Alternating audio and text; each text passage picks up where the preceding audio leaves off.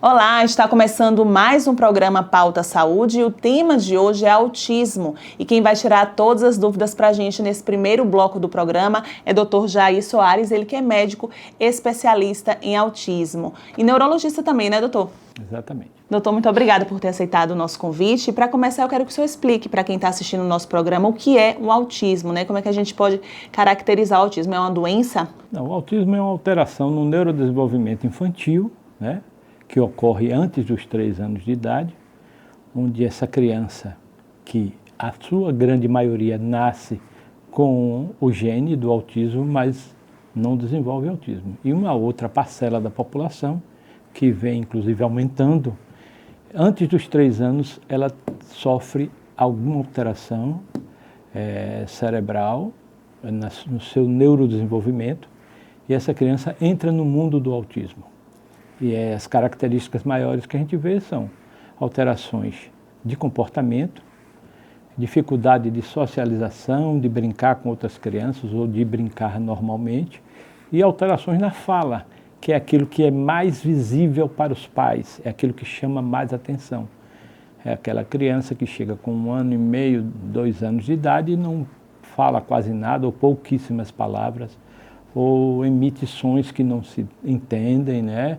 Ou às vezes falam palavras em inglês e não fala o básico, que de uma criança típica nessa idade ele ia falar papai, mamãe, pedir água, fazer som de carro. Então essa é uma criança que apresentam esses sinais antes dos 3 anos de idade. Doutor, o autismo ele está ligado a uma questão genética ou não? Né? Algumas pessoas atribuem o autismo a mães que têm uma gestação mais tardia. Tem alguma relação mesmo, doutor? O autismo, na verdade, ele é epigenético. Ele tem o fator genético, você tem o gene, né, do autismo, e você tem fatores que desencadeiam isso. Né? Se na sua família, na família do seu marido, você não tem ninguém com autismo, dificilmente você vai ter um filho com autismo. Mas se você tem pessoas com autismo na sua família, a possibilidade, né, a probabilidade genética está sempre ligada a um número maior. Né? Se você tem na sua família mulheres que têm mais câncer de mama, a tendência dos seus descendentes mulheres é ter uma possibilidade maior de ter um câncer de mama. No autismo é a mesma coisa, além dos outros fatores, que não é só o fator genético. Tem os fatores ambientais hoje que modificam demais, né? Hoje as alterações nas alimentações, né?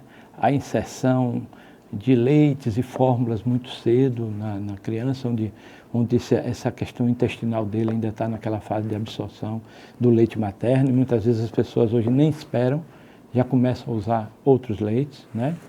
Os processos inflamatórios intestinais estão extremamente ligados, hoje já tem vários e vários estudos, que a desbiose intestinal inflama esse cérebro, se ele tem uma propensão a desenvolver autismo, essa criança entra no autismo. Então, são vários fatores. O fator genético é preponderante. Doutor, em relação ao diagnóstico, né? O senhor dá esse diagnóstico, para que isso seja feito, o que é que precisa um acompanhamento longo, só pelas características? Como é que funciona essa questão do diagnóstico e qual a importância de que ele seja precoce, doutor? Quanto mais precoce o diagnóstico e, consequentemente, a intervenção, melhor você vai ter a evolução dessa criança. Então, a gente sabe que o autismo acontece antes dos 3 anos de idade. Certo. Se você, antes dos 3 anos, observa que o seu filho tem alguma coisa diferente, é aquela criança que está com 5, 6 meses, amamenta e não olha para o rosto da mãe, não sorri, às vezes fica olhando para aquela lâmpada lá em cima. Tem um brinquedinho lá no berço e essa criança não olha para o brinquedo. Às vezes ele olha para a madeira que tem ali. Às vezes ele fica olhando a mãozinha dele, ao invés de estar olhando para alguma coisa que seria, digamos, um bibelô, que estaria mais a atenção dele. É aquela criança que cai uma panela lá na cozinha e você se assusta aqui e ele é indiferente a esse barulho. Então são pequenas coisas que quando você nota é muito melhor levar a um especialista. Ainda bebezinho? Ainda bebê. Nós damos na Clínica Ideal o diagnóstico lá já com criança de 10 meses. E que começou o tratamento imediatamente. E hoje são crianças que nós vamos. Algumas já demos alta de autismo e algumas que nós iremos dar alta do autismo. Tem cura? Não, não tem cura, mas é uma criança que vai estar inserida na sociedade, vai aprender bem na escola, vai ter algumas características autísticas, mas que vão passar despercebidas. E existem graus, doutor, de autismo? Grau de autismo. Ele pode variar com o passar do tempo ou Pode não? variar. Aquela criança que não trata, muitas vezes a gente vê a criança com 1 ano e meio, 2 anos, e os pais acham que não tem nada, que seria um autismo leve tipo 1. Essa criança, 2, 3 anos depois, vai para a escola e começa a piorar, começa a não interagir, começa a criar um ambiente mais exclusivo para ela, e essa criança vai piorando, vai para um nível 2. Como é que funciona o tratamento para a pessoa com autismo e o que é que são as terapias complementares, né? Quais são essas terapias necessárias para um desenvolvimento, uma qualidade de vida melhor? Então, uma criança, ela tem que fazer ao menos 15 terapias por semana. Esse é o mínimo que na nossa clínica a gente faz.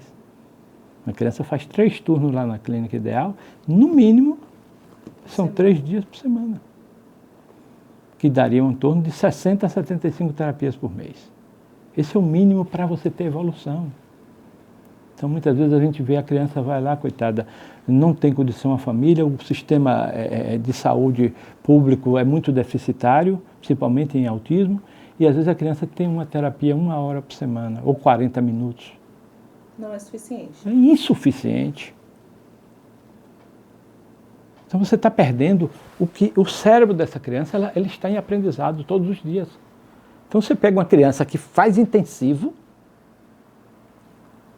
a evolução dela é muito mais ampla do que uma criança que faz de conta, que vai ali 1 horinha, vai ali 30 minutos, 1, 2 vezes por semana. Mas infelizmente é isso, nós somos um país que a gente usa muitos nossos recursos para outras coisas e nós estamos com um aumento exponencial do autismo e essas crianças que hoje não estão sendo vistas serão adultos amanhã. Então nós temos que entender que nós temos que preparar essas crianças para o amanhã. Porque é fácil estar na sala de aula, mas a maioria desses autistas mais severos, a escola só vai até um limite para eles. Doutor, no caso desses autistas mais severos, as terapias complementares, eles também conseguem ter uma evolução? Conseguem. A gente trabalha com um sistema em que você vai adaptando. Cada criança tem um protocolo. O que Guilherme faz é diferente do que Ana Luísa faz. É diferente do que um outro coleguinha com um nível diferente do dele faz. Então são protocolos. Esse protocolo tem que ser individualizado. Esse protocolo tem que ser uma coisa sucessiva e progressiva.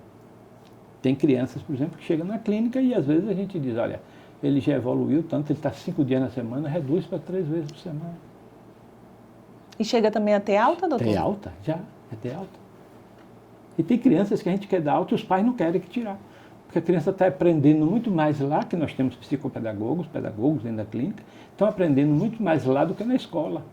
Por quê? Porque ele tem um atendimento diferenciado, de 1 para 1, profissional para uma criança. O autismo ele precisa de um olhar direto para ele, precisa de alguém que cuide dele, oriente ele. Não 3, 4 autistas numa sala, vão estar ali correndo. Então, a evolução é muito difícil. Doutor, em relação a medicamentos, né, quais são as opções disponíveis para tratar sintomas específicos do autismo? Qualquer autista ele precisa fazer uso de medicamento ou depende do caso? A gente trabalha muito mais focando tudo aquilo que envolve a criança. O seu organismo, a gente trata o intestino dessa criança, que no início eu fui muito criticado, há mais de 10 anos atrás que eu venho desenvolvendo isso, por muitos colegas, e hoje esses colegas que criticavam já estão acreditando, inclusive fazendo com que o tratamento seja assim. Então você precisa de um corpo são para uma mente sã. O senhor quer dizer então que a alimentação é totalmente alimentação, várias coisas. Nós temos aí comprovadamente, cientificamente, mostrando que o glúten, né, que tem uma grande maioria dos alimentos que a criança tem acesso, ele inflama o cérebro. E essa criança, ela desenvolve mais hiperatividade. É a criança mais inquieta, a criança que come glúten. É a criança que tem o intestino mais inchado. A caseína, a proteína do leite de vaca, causa muita desbiose intestinal, inflama muito esse intestino. Então, crianças que a gente sabe que tem essa desbiose, a gente tira o leite, tira o glúten, essa criança melhora. Precisa de pesquisa científica maior do que essa? Pesquisa eu tenho nos meus pacientes. Então, a gente sabe. Uso de medicações. A gente pega muita criança que vem usando risperidona, ritalina, essas drogas. Alguns casos específicos e momentâneos, ou então crianças extremamente autolesivas, que se usa, e mesmo assim dosagens muito pequenas. Então a gente usa muito mais o natural. Suplementamos com ômega 3, que é importantíssimo para o cérebro dessa criança em desenvolvimento. A metilcobalamina, que ajuda na fala, o estímulo, as áreas do cérebro que desenvolvem a fala.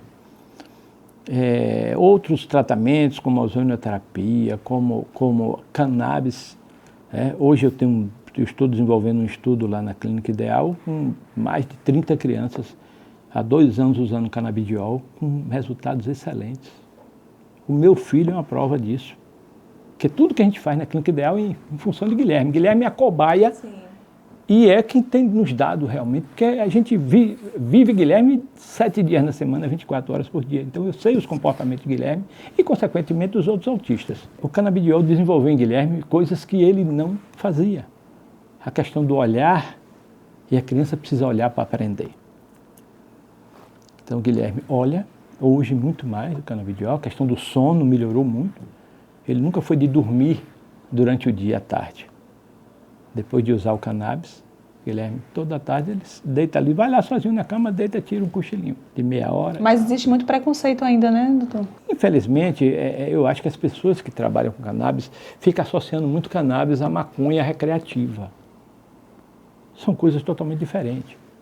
O óleo de cannabis, por exemplo, que eu prescrevo, é todo americano. São laboratórios americanos que têm testes, que fazem pesquisas, que têm níveis de qualidade, é feito em laboratórios, em fazendas certificadas, sem uso de agrotóxicos.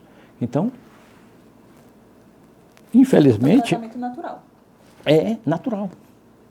É muito mais natural do que certas drogas que se usam hoje para o cérebro. Perfeito, muito obrigada. A gente conversou agora com o doutor Jair Soares. Doutor, para finalizar, deixe suas redes sociais, fale o endereço da sua clínica para quem está acompanhando o nosso programa. A Clínica Ideal, né, que é a maior clínica da Bahia, uma das maiores, talvez a maior do Brasil em área, que tem ecoterapia, hidroterapia, tudo. Vocês podem seguir clínica.ideal no Instagram, vai conhecer todo o nosso trabalho lá, dos profissionais e tudo. A minha rede social é dr.jair Soares. E a gente está aí aberto sempre a contribuir em palestras, a gente sempre tem participado disso, para ajudar mais famílias, que através dessas palestras, através desses programas, é que as pessoas começam a criar aquela dúvida, aquela questão de será que... Informação mesmo, então, né? é informação, você tem que disseminar. Perfeito, doutor. Muito obrigada, viu, pela sua participação aqui no programa. A gente vai para um rápido intervalo e daqui a pouco tem mais entrevistas falando sobre autismo.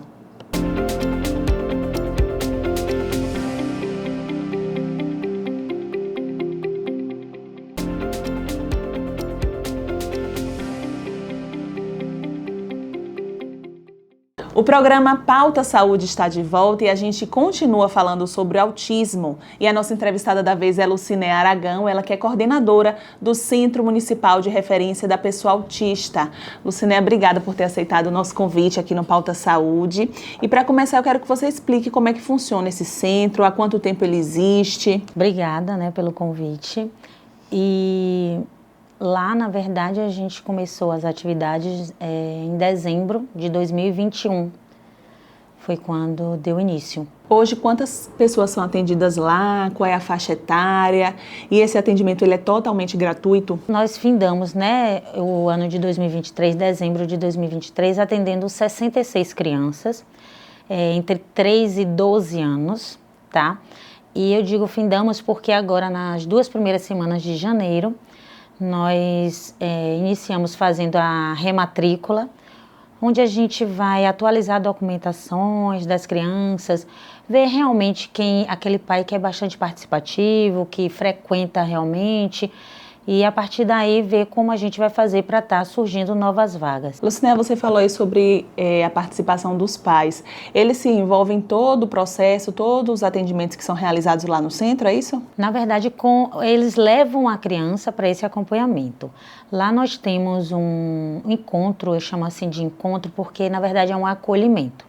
Tá? A gente levou em forma de um projeto de terapia familiar para estar levando para os pais algumas informações importantes, porque a gente costuma dizer que a terapia não é só o acompanhamento terapêutico dos profissionais. É um tripé, na verdade, né? A terapia do centro, escola e família. Então, isso trabalhando junto, a evolução da criança é significativa. Então, a gente leva em forma de bate-papo, roda de conversa, com temas, né, variados, de como eles podem estar estimulando os filhos fora de lá da terapia, porque a maior parte do tempo ele passa em casa. E hoje a gente tem locais onde ele pode estar aplicando a terapia até brincando com o filho. E quais são as atividades oferecidas lá? Só para a gente entender, você falou que funciona, não é uma escola, né? Muita gente confunde, acha que a criança passa o dia todo, mas não é isso. São terapias, é isso, Lucinéia? Isso. É um acompanhamento terapêutico. Lá nós temos psicomotricista, psicopedagogo, psicólogos, temos nutricionista, assistente social. Todos trabalham lá o trabalho na verdade é de forma multidisciplinar e de forma integrada, porque na quinta-feira, pela manhã, a gente se reúne e onde os profissionais alinham, né, trazem alguns casos onde eles não estão conseguindo certo tipo de evolução, então eles alinham qual terapia melhor que está sendo aplicada com aquela criança, tudo é baseado em que aquela criança consiga evoluir. Lucinéia, você falou que até ano passado cerca de 60 crianças são atendidas no centro, mas a gente sabe que em Feira de Santana o número é muito maior, né? Qual é o critério para que essas crianças possam ter acesso às atividades desenvolvidas lá no centro de referência? Primeiro precisa passar pela UBS, vai diretamente no centro? Olha, nós temos um decreto, tá? Onde tem lá as normativas de como a gente deve funcionar. Uma delas é que a criança tem que estar inserida no cadastro único, né, da sua região, porque a gente trabalha, né, na assistência com a questão da vulnerabilidade social, e todas as crianças acompanhadas lá, elas vêm encaminhadas do CAPS infantil, porque o CAPS infantil é a porta de entrada, porque lá é a parte clínica. Né? A gente, como nós somos uma Secretaria de Desenvolvimento Social, a gente trabalha a parte, né, da assistência social, com esses acompanhamentos, com os encaminhamentos, quando a gente há necessidade, e a parte clínica, médica, saúde, lá no CAPS infantil. Então, as crianças que vão para ela, elas já têm um diagnóstico de autismo, né? Elas não chegam no centro para que ainda seja descoberto, não é isso? Não, já todas com relatórios já do neuro ou do psiquiatra, tá? Elas já são acompanhadas também no CAPS infantil por alguns profissionais que a gente não tenha lá no centro. Lá no CAPS infantil eles também passam por esses acompanhamentos. E quais são os profissionais que hoje compõem o centro de referência da pessoa com autismo? Psicomotricista, psicólogo, psicopedagogo, nutricionista, assistente social. Esses são os que fazem, né, o acompanhamento terapêutico. E temos a parte de administrativo, né, que é os assistentes de atendimento, o agente de portaria, os serviços gerais, porque até esses profissionais, né, que precisam ter contato com o autista, a gente fez antes, né, anteriormente, a gente fez um treinamento para que eles possam ter aquele olhar diferente para como a abordagem deve ser feita com o autista. Em relação aos pais, Lucinéia, existe alguma atividade para capacitar esses pais a lidarem com os desafios, né, específicos relacionados ao autismo? A gente traz os temas específicos, como eu falei, em forma de roda de conversa, tá? A cada 15 dias a gente propôs essa terapia familiar, mas trabalhada em forma de roda de conversa para que eles se sintam mais em casa, digamos assim, para estarem trazendo os seus questionamentos, porque são vários. A gente trabalha com a questão do luto, a gente trabalha com a questão da aceitação, a gente trabalha com a questão da medicação, porque alguns pais são muito resistentes a estarem medicando os filhos, então a gente trabalha essas questões porque tem autista que tem a necessidade.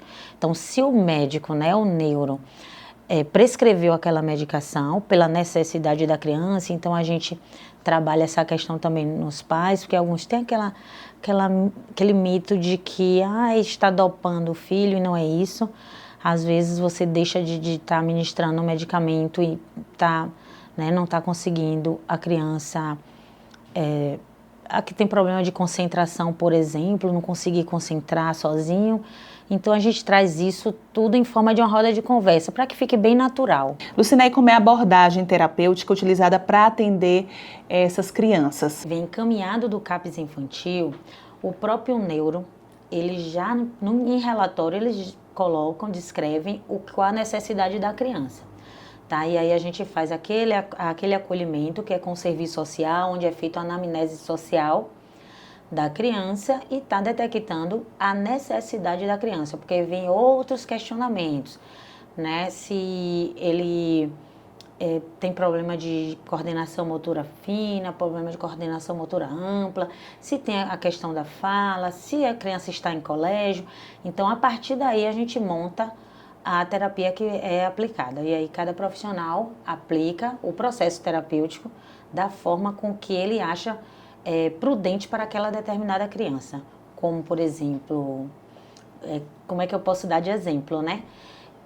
Tem criança que se adapta muito bem ao processo ABA. Já tem criança que o profissional monta a terapia para aquela criança e ela me traz um outro contexto. Então, eles precisam estar trabalhando dentro daquilo.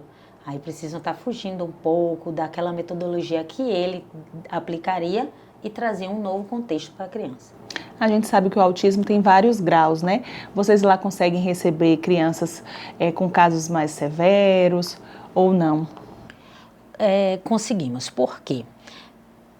Aí eu volto de novo, né? Porque todas as crianças que são acompanhadas pelo CAPS infantil, tem a parte clínica, e lá eles fornecem, né, até a medicação necessária para aquela criança. Então, tem criança, né, que tem um nível de suporte, digamos, nível 3, mas elas são medicadas, tá? Então, algumas já conseguem, né, tá sentada, tá concentrando, tá fazendo a terapia que é proposta. Então, a gente atende lá desde o nível de suporte 1 até nível de suporte 3. E essas crianças, elas têm um prazo determinado para continuarem no centro? Elas podem permanecer o tempo que quiserem? Como é que funciona essa questão? Não existe uma alta, não é? Isso aí é bem complicado, porque a gente precisa até abrir vagas. E aí, como é que você dá uma alta para uma criança autista que às vezes regride, né? Então, o que acontece? A gente faz a terapia de forma individual, eles passam por pelo menos 3 profissionais no dia dele de atendimento, tá? Então, com a evolução significativa daquela criança, os profissionais vendo que ele já atingiu o proposto, o que ele propõe para a especificidade da profissão deles. Vou citar exemplo para a gente entender melhor. Um psicólogo viu que a criança está muito bem em relação ao comportamento, a emoções. O psicomotricista viu que ele não tem mais questões de coordenação motora. A gente passa essa criança para o grupo terapêutico, aonde vai sendo trabalhada a parte social, de sociabilização. Então, são 4 crianças nesse grupo, em cada grupo, atendida por 4 profissionais. E aí ele está trabalhando a parte toda de socialização, que são, né, que eles vão estar interagindo com outras crianças. Vendo que deu muito certo a questão, né, do grupo e que ele está socializando também muito bem, então eles recebem uma certa alta do acompanhamento no CERTEA, no Centro, né, de Referência, mas eles continuam com acompanhamento no CAPS infantil. Eles não param o acompanhamento lá. Caso haja necessidade, o CAPS reencaminha.